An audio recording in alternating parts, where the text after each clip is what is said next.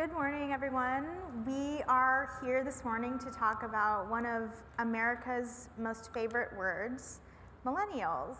And I'm on stage today with 4 experts in terms of millennial data, what they want, what they look for, how they like to be marketed to, and how they see the future. I'm Lori Kozlowski. I am the editorial director at Atom Factory, and I recently launched a new publication that focuses on technology, startups, and culture specifically for the millennial demographic. Each of these panelists have a very long bio, and instead of hogging all the time with my voice, I'm going to let each of them introduce themselves, starting with Matthew.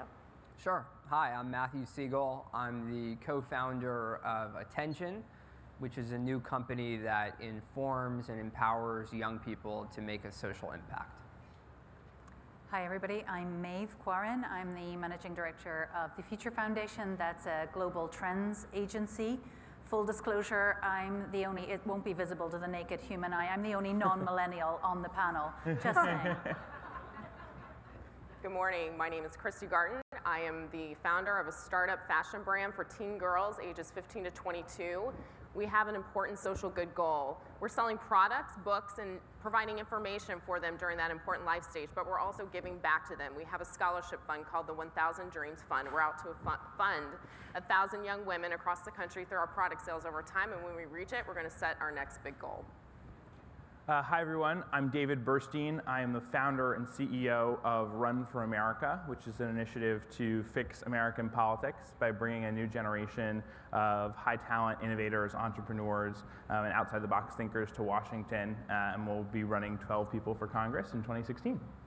Cool, thanks everyone. So let's get started by discussing why millennials matter in general. And I kind of wanted to hear from each of you, from your perspective, why the media keeps writing about it. We see this word all the time, whether it's in a negative or positive context. There's still a puzzle and a question mark to a lot of people. So from your perspective, why do millennials matter? Well, I think the first thing is this is the largest generation in history, and everybody knows that. But I think when you think about the sheer size of this generation, it's really powerful. But couple that with the fact that there is a different attitude in just about every area that this generation has, and it's a generation that I've described as pragmatic idealists, people who deeply want to change the world, but also who understand that there has to be a practicality and a plan in order to do that. And it's really a mentality that I think suits the 21st century very well, and positions this generation well to create a lot of change, whether that's in politics, whether that's in business, or whether that's in culture. So no matter what you want to think about this generation, we have arrived, and we're becoming a larger and larger share of just about every industry and business. So it's one that's worth paying attention to. Speaking of, could we see slide 1 on the screen, which speaks to what he's saying? Yeah, just so everyone can see that as well. Christy, do you want to dovetail that? Let's see. I also have been involved in a project that became a book called Marketing to Millennials. So I've taken a hard look at millennials as consumers. And the book I co-authored was based on a study by the Boston Consulting Group. And that really found some interesting numbers that millennials on average are influencing purchasing behavior up to about $500 billion a year. After my book was published, I'm now hearing it's over $1 trillion annually. So their influences as consumers, whether it's their own money they're spending or it's their parents or influencing their peers on their spending decisions, they're extremely influential. Well, I take a view on this generation as Generation And rather than Generation Y, because I think they're pretty much into everything. And I think there's an intensity about the level of demand and the sheer variety of opportunity when it comes to addressing millennials. So what we see in our data is that it's a pretty material, extremely go-getter mentality, and I join with you in saying that pragmatic idealism, there has to be a plan to go and get it. But equally, this generation is looking for more experiences, more sharing, more, it's a very visual set of demands at play. And for that reason, and because they live their lives so much in the public arena, thanks to the wonderful gift of social media, we can see so much of that. And I think a lot of that is incredibly pragmatic and frankly a little bit self-serving. What I think it gives rise to is the most incredible opportunity for disruptive commerce and creative enterprise that we've ever seen. There would be no real sharing economy if we didn't have Generation and. I would add, I think those explanations were excellent. I would only add that I think what really separates millennials from previous generations is the great deal of social responsibility we feel to our community and to the larger world in our daily lives. And a lot of that has to do with the fact that we've grown up at a time of both political and to some degree economic turmoil. The Great Recession is still affecting millennials and young people the hardest out of any group, both with unemployment, student loan debt, underemployment, credit card debt, and so forth. And so we're thinking about how can we make an economy that works for everyone, and how can we build an economy where people don't only get rich or do well, but also give back and make an impact. So I think third metric businesses, social impact through politics, we're thinking about that every single day. Perfect dovetails, perfect. Which leads me to my next question about what are, specifically for you, just because you know so much about it, the key social issues of our time that millennials most care about. Well, it's interesting today with a huge oral argument at the Supreme Court where you have already hundreds, if not probably on the East Coast by now, thousands of people lined up outside the court to show their support for LGBT rights. But first and foremost, top of mind is certainly on social issues, to your question, Lori. Young people are very socially progressive on issues around marriage equality, on issues around like immigration reform, on drug policy. 70% of millennials support or more support same-sex marriage. 70% support marijuana legalization. Even young Republicans support same-sex marriage and support marijuana legalization by margins over 50%. Young people are very supportive of the DREAM Act, with the most multicultural generation in history. We want comprehensive immigration reform, and specifically the DREAM Act provision that would allow young people who have a college education to stay here in America and have a pathway to citizenship. And I'd say finally on economic issues, even like the minimum wage, not only does the majority of the country support raising the minimum wage, but really the majority of young people. 42% of America earns under $15 an hour, and those people are disproportionately likely to be young. So as you can imagine, we definitely want to raise the wage, and we want to be entrepreneurs that step up to the plate and build businesses to help do that, but we also want employers to think about investing in us as the future workforce, and hopefully we'll pay big dividends down the road. Yeah, I think for millennials in particular, an issue very close to home for them is student loan debt. Yep. And on average, millennial college graduates are going to owe about $30,000 in student loan debt, and that's a huge issue for them. And that then gets to employment and whether or not they have good paying jobs after college available for them, or the right kind of jobs. And so, my company, we work with young women in particular, and I have a slide here, slide 6. We study this issue because our model is focused on funding them during the college life stage, so hopefully they end up with a little less debt over time. Yes. And what we found with women in particular, our consumer base, they're spending about $15,000 out of pocket on extra expenses in addition to tuition, books. So, adding that on top of what they're already having to pay to be in a higher education program, it's pretty incredible. And that impact on their belief and their ability to reach their professional dreams is pretty shocking. 67% of young women today are worried that their student debt is going to prevent them from reaching their dreams. Lori, can I jump in? Yeah, please. I was just going to second what both Matthew and Christy said. And I do think they're an incredibly socially progressive bunch. But one area where we see this being really, really different is around gender equality. And it's funny because we see young Americans, very different to the rest of the world in that regard. And I'm fascinated to see where this is going to go. I think it's going to change quite dramatically. But in terms of conservative attitudes to the role of women versus the role of men, that hasn't really shifted. And what's interesting is older America is a lot more progressive in terms of its expression. So let me give you a couple of examples. If we ask people about grocery shopping, women enjoy grocery shopping more than men.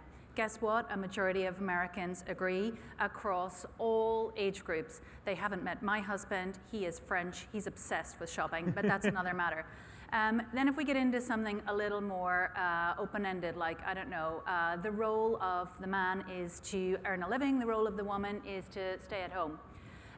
Less young women agree with that, but still 1 in 3 young American females, Gen Y females, will agree with that statement, which to me is shocking. Even more shocking is the fact that 1 in 2 young men agree with that statement versus almost no Gen X boomer generation types. So, I think that's a lot to do with what Christy was just saying around some of the issues that have to be faced. It's tough. There's a lot of debt, and also, it's just a question of the easier thing to do might not be to take that challenge head on. So, I think it sits really at odds with everything else we see about Gen Y, and I wonder, truthfully, when that's going to shift.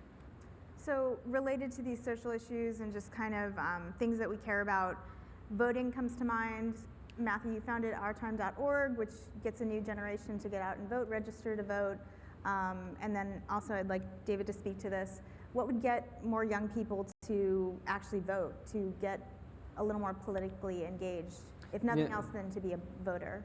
There's an interesting dichotomy, Lori, in that you see young people on the front lines protesting a lot of the police brutality and police militarization that's happening. You see young people who are on the front lines of all kinds of protests, but voter turnout doesn't necessarily correlate.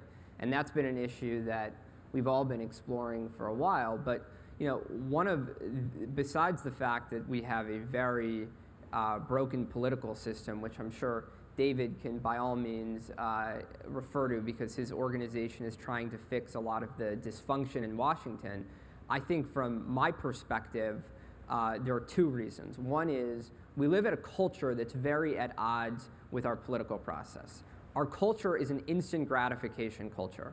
You can hit an app on your phone and have a car waiting for you within a minute or 2.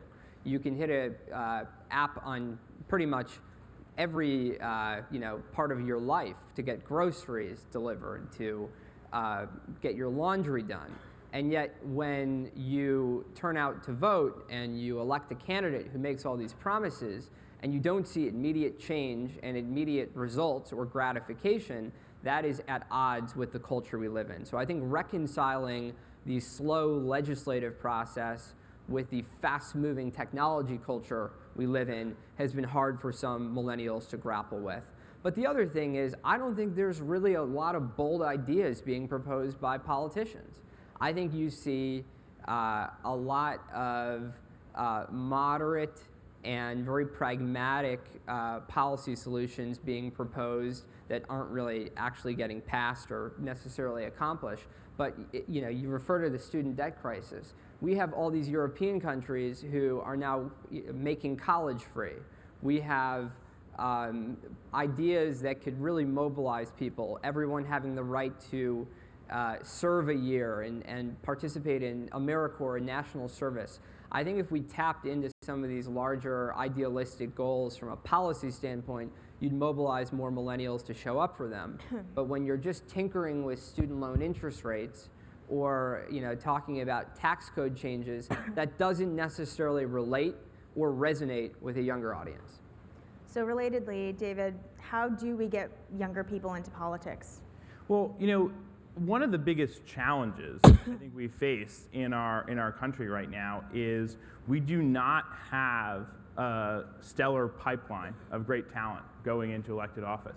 I mean, this is the work we focus on, right? So we spend $75 billion in the United States every year on talent identification, recruitment, and retention, right? We have sophisticated processes to identify people to work in our businesses, in our educational institutions, in our hospitals, everywhere except politics. right? Where basically we say, how much money can you raise? Can you appeal to a demographic group? If you can check those boxes, you're in, and you can run for Congress. And I think that, when we think about the creation of this country, at our founding, we were a group of the best and brightest, most passionate people who had everything to lose, right? Who said, we're going to take these big risks to create America in what I think was the most innovative act in the history of the world. And yet today, when we look at these things, we have Congress with a 12% approval rating and a 96% incumbency rate. I don't know about you, but any other department of any industry, if they were performing at 12%, I don't think 96% of them would be rehired. And to Matthew's point, there's a lack of vision and inspiration that says, I actually believe this person could make something happen. And could actually inspire me or motivate me to participate. So I think that when we think about this process, we can't just expect that everybody's going to turn out because they just believe in civic duty and civic responsibility. And no, again, we don't do that in any other area of our world or any other sector. We don't say to Coca-Cola, hey, why did nobody buy your great drink that you didn't market and wasn't actually very good, right? So I think that we have to look at the ways in which we sell the political process to people, and part of that starts with a better product, which is better candidates. And those are the things that actually move voters. We've shown time and time again, the only thing that consistently increases voter turnout is candidates who people actually believe could make a difference and do something better. It's one of the reasons you saw so many people turn out in 2008 for Barack Obama, is because people actually said, here's someone who we believe, who has sold us on an idea that they could actually make a difference. The follow-up to that has, I think, what's led to a lot of the continued, even deeper disillusionment, where we have the lowest turnout in history in 75 years in the last election cycle. So I think we really have to look at this question of who are the people who can not just engage people in the process, because the process of a campaign is an avenue for engagement, but who are the people who are also going to be best positioned to lead once they get into office. So for all the all the speakers, but particularly you, how do we make young politicians? Well, I think we've focused on it in the wrong way so far, which is basically, I shared with you this article the other day, which basically said that if Thomas Jefferson were alive today, he'd be working at Google X. Which I thought was a great point, right? Because today the competition for what you can do if you want to change the world is so vast, right? 30 years ago, you got into politics, or maybe you joined the Peace Corps. Today, there are so many other options that compel someone if they say, I want to make a difference. I'm going to go to Silicon Valley. I'm going to go start an organization. And I think we have to remind people that being in public service and being in politics is one of the most important avenues for change in our society. It's one of the most important places for public service. It's an honor. It's not supposed to be a career. It was never intended to be a career. And it's something that if you can do it, if you can find a way to do that, it's incredibly important. But what we do at Run for America is we go out and we proactively recruit these people because no one's talking to them. I mean, we get on the phone every day with dozens of young people who are outstanding leaders running businesses, running nonprofits, being educators, engineers, and we say, you have these amazing skills and talents as a leader. You're proven you can mobilize people and resources to solve problems. You're proven that you can actually figure things out and fix things.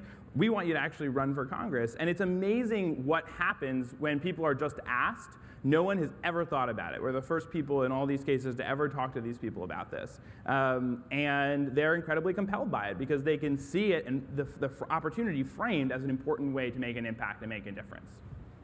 So skipping ahead to a different topic, but you touched on this, Maeve. I'm going to go back to you.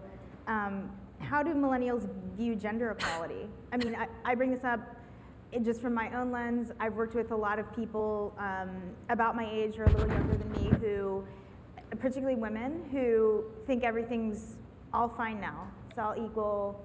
We're all good. And I find that peculiar. Yeah, we find that too. We find that on the whole, everyone, especially young women, would agree with that proposition that it's getting easier nowadays and there are less challenges to face in, the opportunities are more equal and so on and so forth. Strangely though, when you look at older generations who are actually living that sort of practical juggle if you're a female in business and running a business and also running a small person household. They absolutely disagree with that. Very, very few of them agree with that statement. So, I think in virtually every country in the world, bar, say, Scandinavian backgrounds, we do not do enough to make women's lives easy to work around that. And I should say women's and men's, because I think a lot of men of all ages, young men in particular, also want to take on some of that sharing of responsibility in the home. But the infrastructure around doesn't really allow for that terribly well. And I don't know that too many big businesses really embrace at the heart of what they do the kind of openness and to and froing and flexible working that's genuinely going to require to make that happen.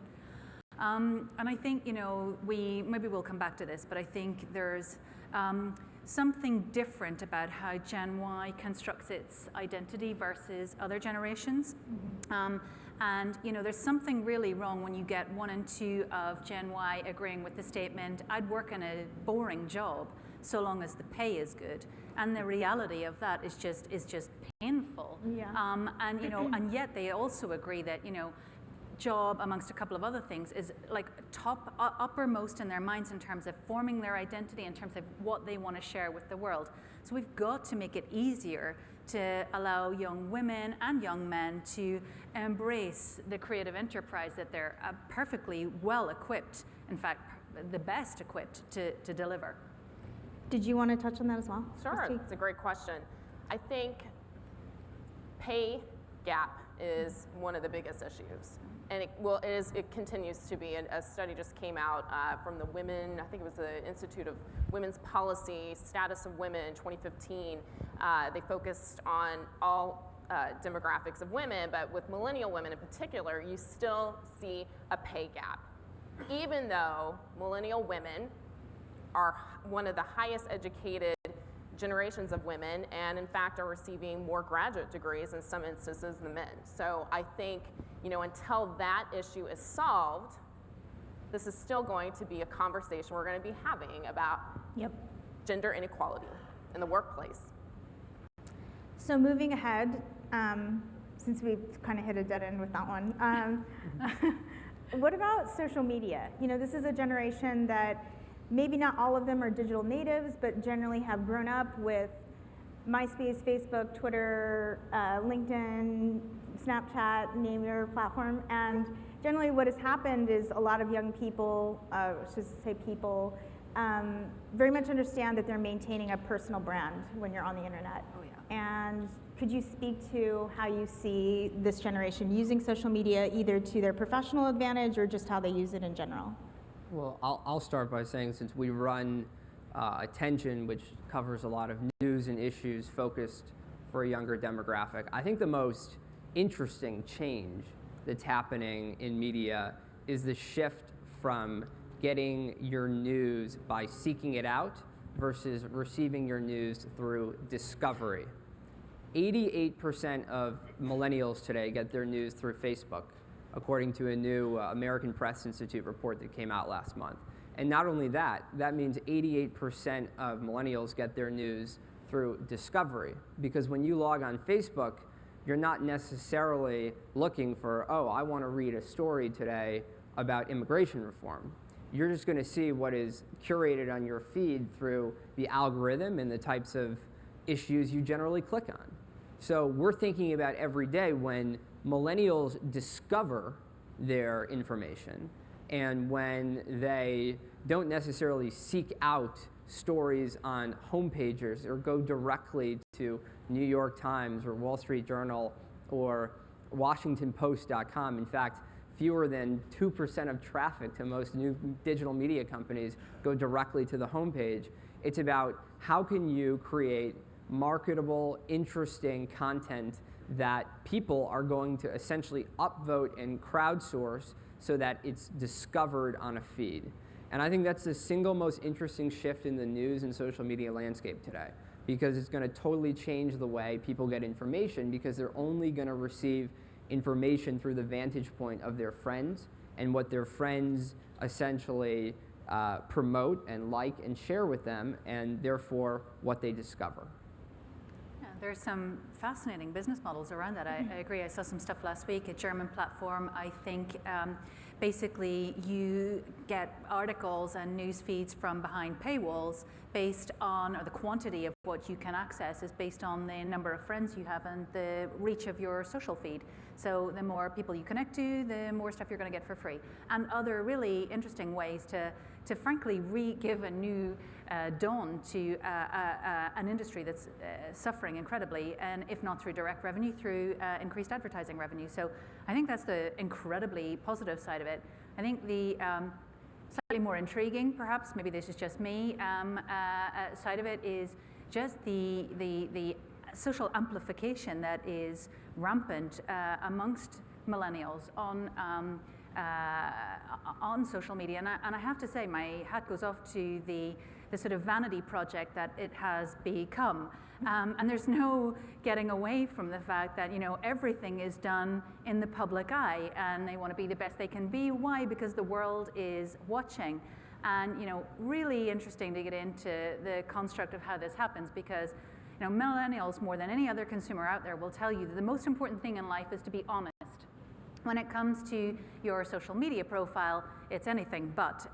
They only post about the positive aspects of their lives. They de-tag everything that's unsavory, although none of them are drinking and boozing anyway, so there's nothing to be ashamed of. Much the pity, I say. But you know, it's a highly curated image. Personally, I see absolutely nothing wrong with that. I wish I'd been that, you know, focused on my career management and image management from such an early age.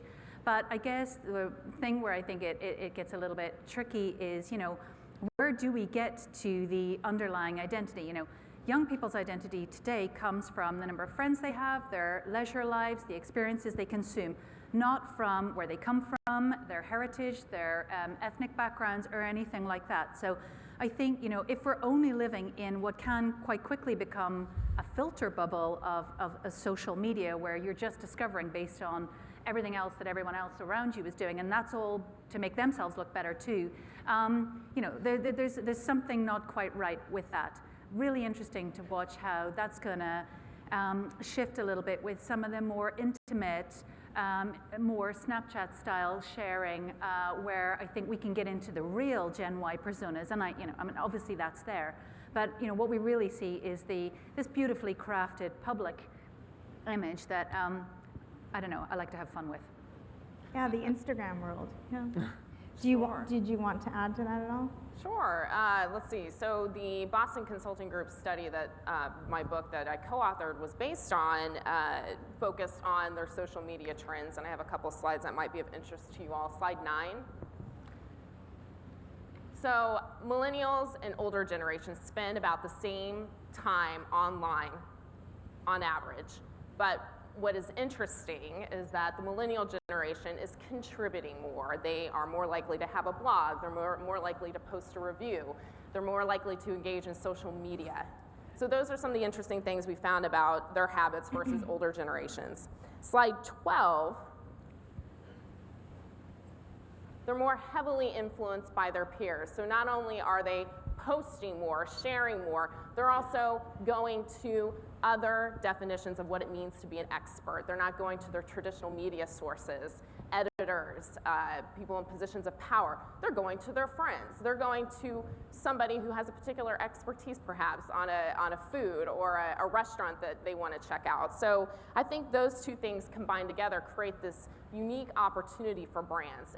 And you know, frankly, anyone who wants to engage with millennials today, it's not about pushing your message to them. It's about listening to them, and we have all these great social media monitoring tools today to be able to do that, but also to, you know, you can understand what their opinions are and then look for ways to properly engage with them. It's not about pushing the message, but more listening and appropriately responding to what they care about. I agree, Christy. Just want to jump in. I'll be real quick. Sorry, David. We've seen that too, actually, and really interesting to see that even more millennials are following brands on social media this year than they were last year. So this is absolutely where the opportunity is. And I think that's going to keep on growing. I think where it's going to be very interesting, to absolutely second Christy's point, is that more and more they're expecting brands to follow them. So it's all about, I want to create the message. I'm in fact in professional control of, we just discussed, of my image. So follow me, listen to what I've got to say. And that's where it gets really interesting and interactive. But I'll hand over to David. So, I'll echo everything that's been said and just sort of add a little bit of a twist into this in terms of something that concerns me, which is, the amplification effect and how quickly that can create, I think, what we're seeing more and more of, which is an increasing kind of outrage culture, where someone sees something that happens and they have very little information about it, and there's one tweet or there's one piece of information, and suddenly, very quickly, everybody starts piling on, and within 30 minutes, this is the most horrible person in the world, and they should never be allowed to live. I think it's something that we really do have to pay attention to. And there was a great piece in the New York Times a couple months ago about this idea of living these lives in public where suddenly we are accountable for everything that we say. This is true of young people and old people, and one misstep could overnight turn your life into a living hell and something that you're never able to recover from. It's something that we, I think, have to be more deliberate about, because because of the instantness of the technology, there's a sense to sort of say, I saw that, I'm going to just push this button and retweet this. I'm going to respond right now because of the instantaneous nature. But it's creating some new challenges in our society.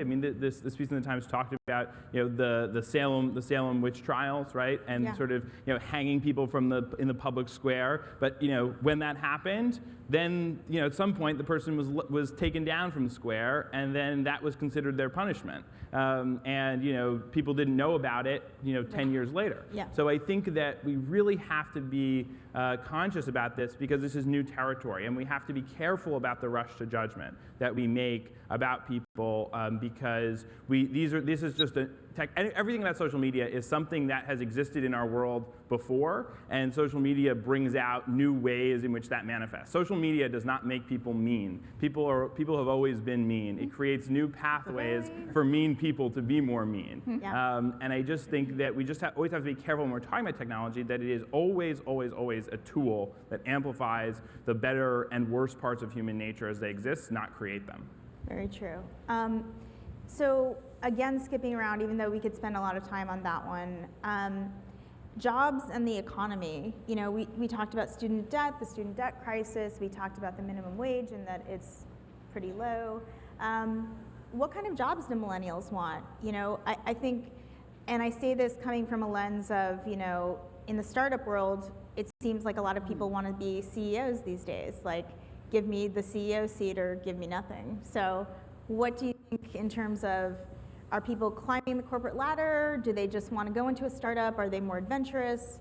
And if one of you could also speak to, in terms of job hopping, I know that's become of interest in terms of how long, it used to be you went to Goldman Sachs and stayed 30 years and got a gold watch, and I don't know that that's the case so much anymore. I don't think that's the case for any anyone generation yeah, any longer, which I view as a hugely positive thing. Yeah. I have to say, let's all experiment while we grow old. Maybe I can start with that. I think I know more about, I suppose, what I feel any generation, but especially Generation Y, want out of life, and I think that influences what they want out of jobs. Yeah. And this generation in particular is much more into experiences and creativity than any generation that we've had before. And I know what you're all thinking. Anybody when they're young is more interested in that type of thing. Your leisure life is way more important when you're 22 than when you're, well, I shouldn't say that, but you're going to have more time to focus on it, shall we say, than when you're older. But even with that age effect, we can just see the numbers of people absolutely wired to their creativity and to experiencing more things is much, much higher than when previous generations were at that age. A, because I think it's more accessible. B, because we see so much of it happening through social media and we want a piece of that too. But C, because, guess what? It's really tough to get a job out there, like we've said. And distinguishing yourself and facing the competition is damn hard. But the other side of that is there's such a focus on base material needs. So, Gen Y, more than any other generation, also just wants to get richer, have a beautiful home, earn more money. So, it's not really a surprise to me that, rather than fight that, ladder where there's so much change coming out, you just want to start at the top. That's obviously unrealistic for most people. I think we really need to recognize that for a lot of people, they are just going to end up maybe moving around, but still working in a fairly classic enterprise. And the way to appeal to them is to absolutely build more experience into that, build more skills and regular training into that. They want to feel like they keep on experiencing new things and accumulating new elements for their CV, even if the reality of creative enterprise, while it's there for many, it's just not going to be there for everybody. And it's tough out there. Yeah. I think I would only add to that, and pretty much all these questions, it's really important to note that millennials are not monolithic. I think the only premise from a panel like Demystifying Millennials that I think we immediately have to caveat is not all millennials are the same. Yeah. And I think when you ask a question like, what are millennials looking for in jobs, what's interesting to me is even if every millennial could start their own business and start their own social impact or enterprise company, there would still be a need in society for people to drive our cabs, stock our shelves, deliver our pizzas. And the question there is, what kind of life do those people deserve? Do they deserve to be making $7.25, the federal minimum wage per hour? Or do they deserve, a shot at being able to go to community college for free or college and not necessarily be paying off debt the next 20 years of their life? And I think these are the questions that we're focused on from both a journalistic standpoint and an advocacy standpoint, which is how do you create pathways toward upper mobility rather than merely focusing on the erudition that frankly more privileged millennials are likely to have. So we're constantly thinking about how do we represent this constituency of 42% of the nation, many of whom, like I said, are disproportionately young, that make under $15 an hour, because those people are not likely to start their own businesses or frankly even go to college yet. Anything else? Sure. Well, we talked a little bit about it earlier, but truly this is a culture of instant gratification. And I think you see that trickling into the workplace where, millennials are being invited to sit in the boardroom because they have a particular expertise in social media, perhaps that their senior leaders don't. So those kinds of opportunities are kind of like opening up their eyes to the power they have, but is it true power? And I think some of the expectations are a little bit misplaced from what the reality is, that in a lot of ways workplace is acting very much like it always has. We need people in certain positions, and to gain the experience through working over time, that being able to post something and get a bunch of likes doesn't necessarily make you an expert. So I think for employers in particular, the challenge is how can you create a workplace that allows your millennial employees to have a sense of purpose? Because I think that is the true interest from this generation. Myself, I'm a lawyer by training, and I didn't stay in the legal market longer than a year because I just felt like my purpose was not going to be matched by that career path, and so I found it elsewhere. So I think, how can we provide an opportunity for millennials to feel important while gaining that important training as they're climbing the ladder? I think approaching it from that place will create a more happy work environment for your millennial employees. So I'll speak to this from the perspective of an employer, because we employ a lot of millennials at Run for America, and I've just gone through over the past couple weeks the process and continuing of hiring about 20 new people to join our company. And there are a couple things I would say. One is that people in this generation are extremely driven by by purpose in some way, shape, or form. And they're, the average millennial basically says they'll take a job that pays them less if they believe that they can have greater impact in that work. And that's something that we certainly find every day. The other thing that people are looking for is opportunity to grow. And they come in saying, I want to grow in this next role. Here's the kinds of things that I'd like to learn and do. And we as an employer say, great, we want to embrace that and understand that you'll be happier that way. How can we help you do that? The third thing is really culture. We have a culture that is very much about we're here for each other, we're a team, we work together, and we're all about sort of how you every day see the manifestation of the impact that we're trying to create. People, usually at our office people are there until like 11 o'clock at night, and it's not because we're making them stay there. And so what you find in this generation is if those things are aligned, culture, impact, and sort of opportunity to learn and grow, that you will find people in this generation are some of the most productive and best employees that you could possibly have on your side. And I think that's something that we're seeing more and more become a trend that companies have to offer. It's less about, we're just going to throw lots and lots of money at you, or here are all these great, perks or benefits. The perks and the benefits are, what's going to happen here? How am I going to develop as a person? What am I going to learn? What's the culture going to be like? What kind of impact I'm going to have? So we're seeing that have to be more and more of a focus. Cool. Yeah, I think loyalty is a big issue with millennials, whether it's a loyalty to a brand or a loyalty to an employer. And I think, the best... I'm sorry, to clarify, they're very loyal or they're not loyal? It's an issue, meaning how do you build that sense of loyalty? And I think in particular in the consumer marketing space, the stats are millennials are less loyal to brands than older generations. But to counteract that, there are things you can do to build that loyalty, in particular, whether or not you have a social good that your company aligns with, and I think that applies to your employees. Studies that I've read, millennial employees appreciate that their companies are doing good, giving back. So pulling that through to what you're offering your employees, but also as a brand for millennial consumers, that's a huge issue. I think there are other ways to go about it, but I wanted to put loyalty out there because I know that that's a big issue for companies and brands today. For sure. I was just going to, at the risk of irritating my fellow panelists, challenge that slightly, in that I'm not disagreeing with you explicitly, David, around the sense of purpose thing. I think the area that you work in particular is bound to command a sense of purpose.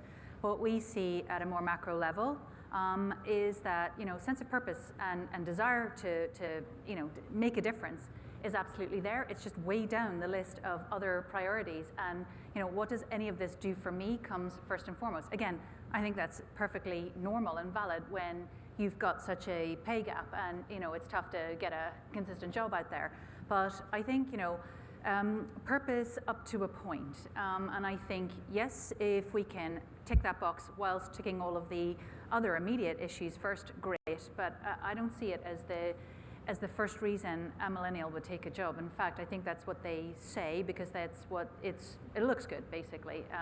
It's less at the heart of the matter, but that's just my view. Can I just add a point to that, which I think you're right in a lot of ways. I think it manifests as you go up and down the spectrum, right? And I think one of the things that is the biggest shift is that most people used to just be looking at where they worked as their job. And I think there is a big shift in that now where people, some people want this to be, want their job to be the most amazing thing that's ever happened to them and they need that and that's part of how they feel fulfilled.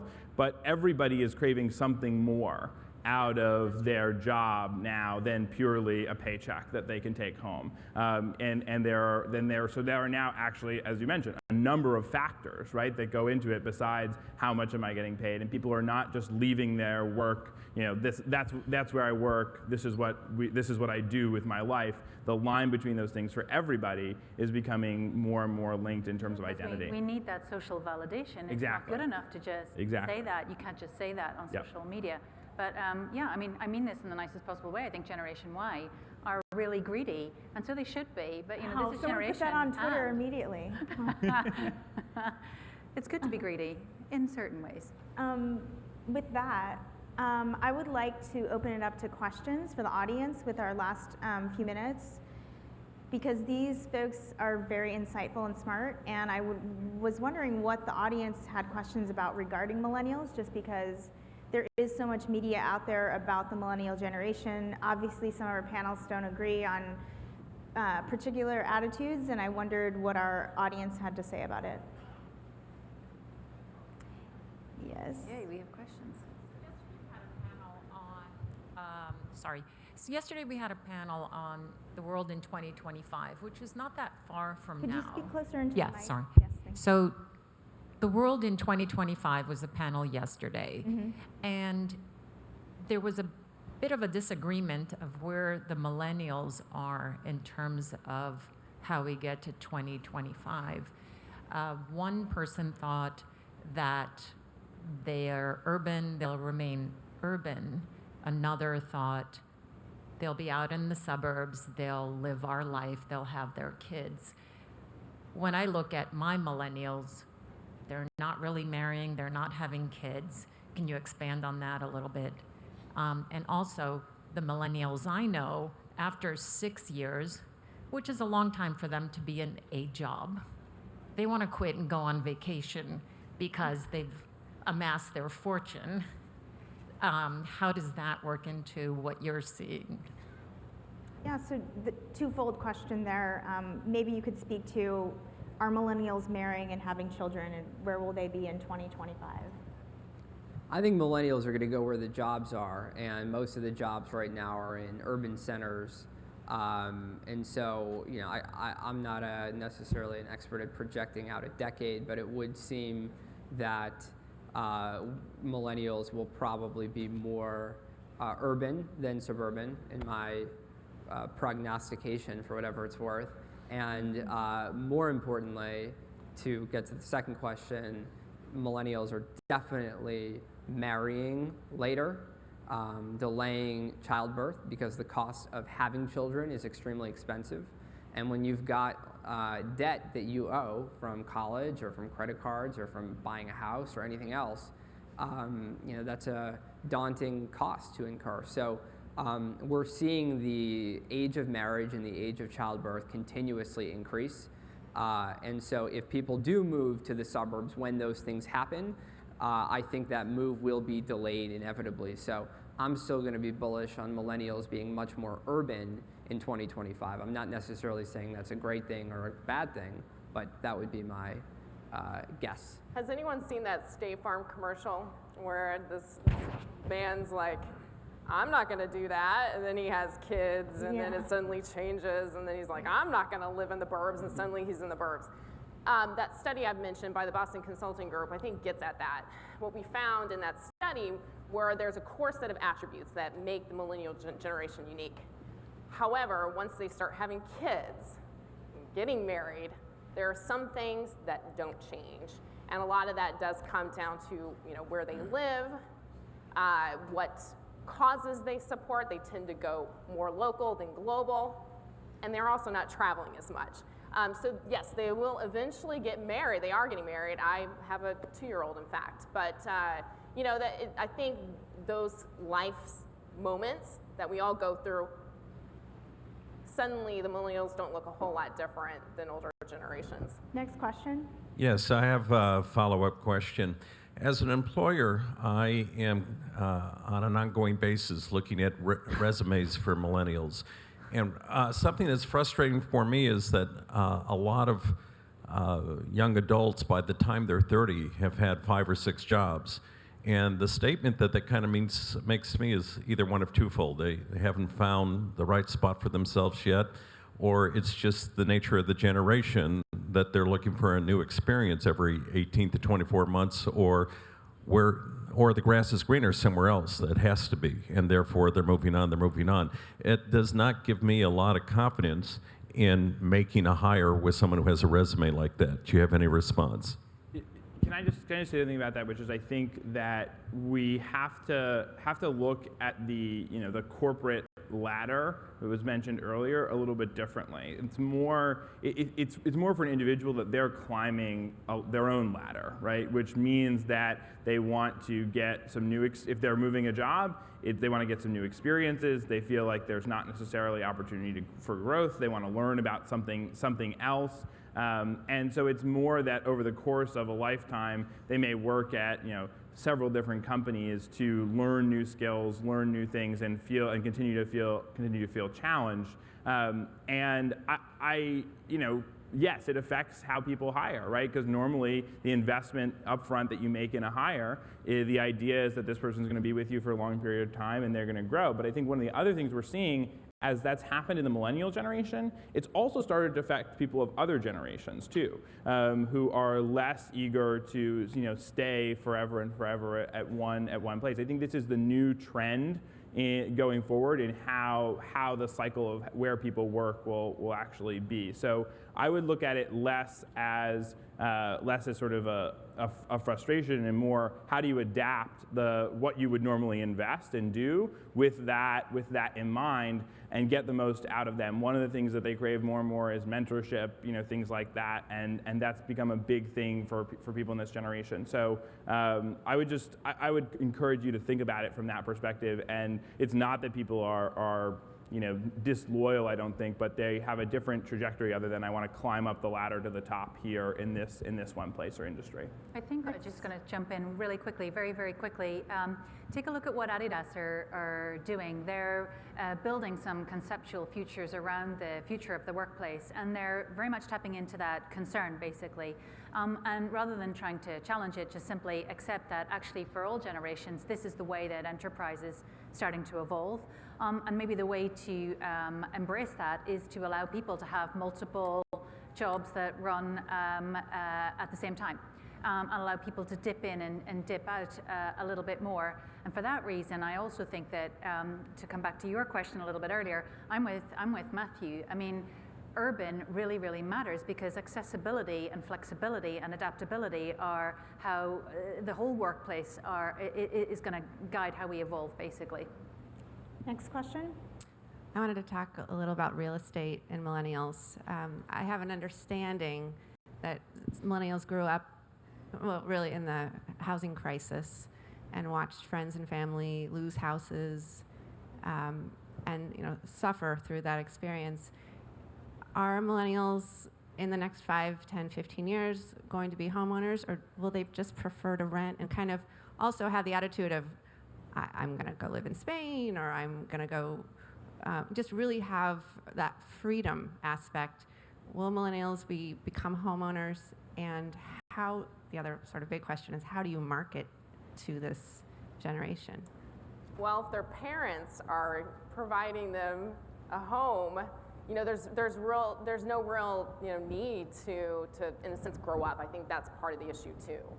I think I just read a study in the USA Today about how parents are, providing a home. They're helping pay for a lot of things. I'm not in that position any longer, but if I were, that makes it really hard to pick myself up and want to go out there and start acquiring all the attributes that I would as an adult. And so I think,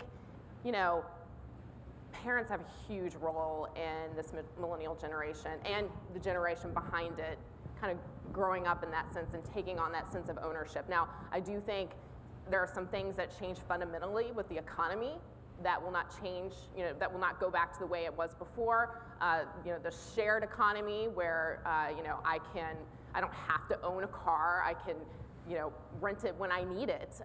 Or, if I want to go to a vacation somewhere and use Airbnb to share someone else's home while I'm there. There are things that have changed in the economy, again, that don't really force me to have to do it the traditional way. So I think, I don't know, with home ownership, millennials, as they get on a better financial footing, are getting to that position where they do eventually want to buy a home. I think there's some really interesting schemes that tap into that around part ownership rather than full ownership, which helps you move gently away from the parental cocoon and into a sense of ownership and freedom and so on. But you know, the reality is it's just too expensive a lot of the time. So we've got to creatively change the structure of the offer. We have a next question over here. Hi, I'll identify myself first as being at the trail end or the last part that goes over the fence of the baby boomers. I have a question. Are we about to do to the next largest generation, the millennials, what we did to the boomers, which is sloppy thinking? How can 18 years be any one name? And so as we talk about the millennials, we're going from 18 to 35. As we go from boomers, we're going from 51 to 69. Is there a way that we can be a little neater so that employers, businesses, and governments can actually address the cohorts rather than the jargon?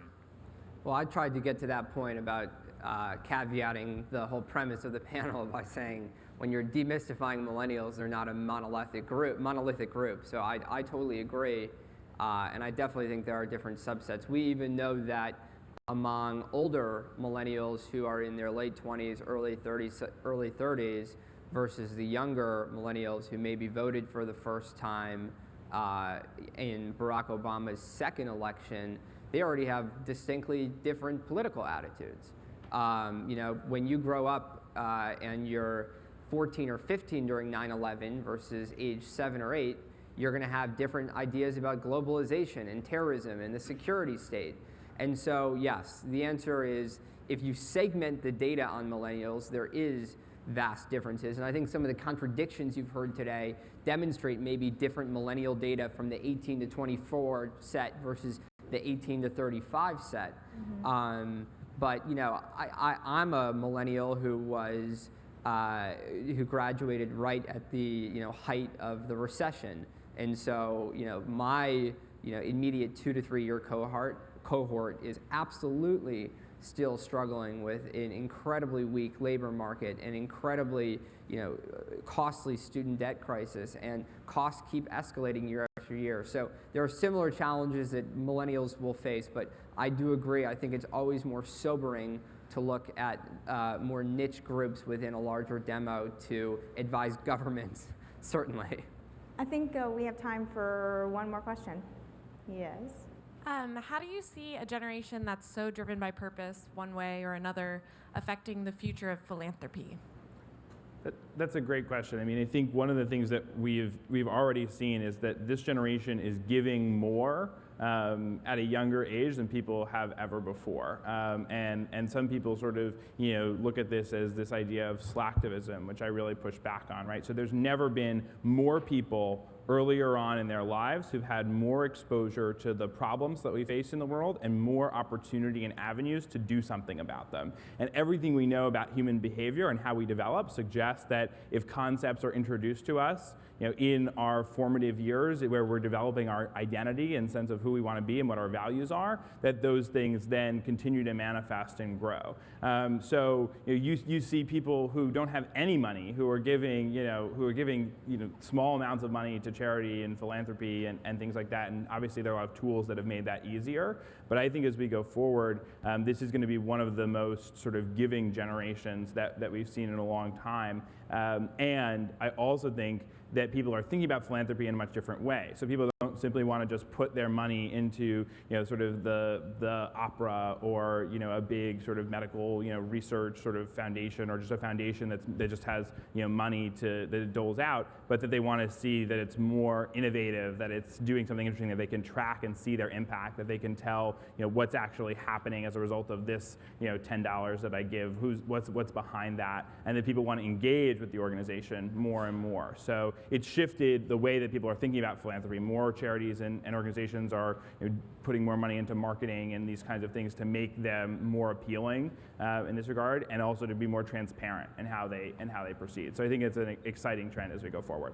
Yeah, and I think transparency is a huge topic for millennials in particular, and especially for charities in the traditional giving model of philanthropy. You're giving your dollar to a big organization who has a ton of overhead, and where is my dollar really going? So I think that creates a really unique opportunity for innovation. My company is a for-profit company, but we have a social good mission, and so millennials are open to new pathways for doing good, whether it's giving my dollar to the, the gigantic organization that does good, or do I spend my dollar with a company that is doing good. So I think it's a unique time of philanthropy, and millennials are really driving that. Thank you. So that's all we have time for. Obviously a very compelling topic that we could keep talking about, but let's thank all of these great panelists for all their insight.